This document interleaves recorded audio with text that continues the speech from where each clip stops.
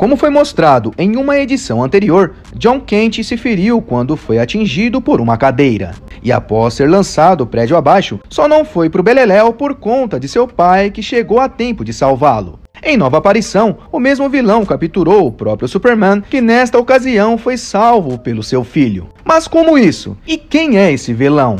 Após uma investigação em conjunto com Lois Lane, o Asa Noturna identificou o vilão Luiz Rojas, sendo um hater dos dois Superman. Seus pais eram cientistas e foram pro beleléu após uma explosão na LexCorp, onde eles trabalhavam em um projeto chamado Pecado Vermelho. Sabendo tudo sobre o Superman, Luiz Rojas não teve dificuldade e capturou Jimmy Olsen. No dia seguinte, surgiu uma ameaça de bomba no planeta Diário e os dois seguiram mesmo sabendo ser uma provável armadilha do Luiz. Nada foi identificado além de um dispositivo no exato momento que o relógio de Jimmy Olsen emite um sinal que Superman se encarrega de verificar. Jon não identificou nenhum explosivo, mas o relógio ainda alarmava. Ao rastreá-lo, ele perde seus poderes chegando no local. Seguindo em direção de um clarão, Jon encontra Superman rendido sem forças diante do Luiz. Jon é atingido por disparos antes de cair no chão, enquanto Luiz afirma estar realizando o sonho de seus pais. Ainda caído,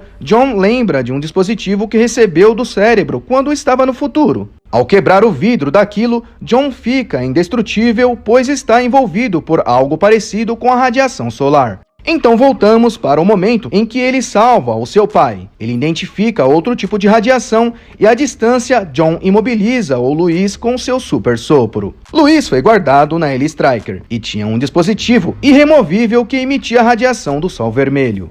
Ele aprendeu com seus pais que tanto Superman como seu filho eram ameaças para o resto da humanidade. Apesar de não querer, Jon agora possui um arqui-inimigo. Ele agradece seu pai por ensiná-lo a não odiar ninguém, e assim espera um dia mudar o sentimento do Luiz, que recebe elogios de Lex Luthor por conseguir em apenas um dia concluir o projeto de seus pais. Estando fundido à energia do Sol Vermelho, Luiz é incentivado por Luthor a salvar o mundo dos kryptonianos.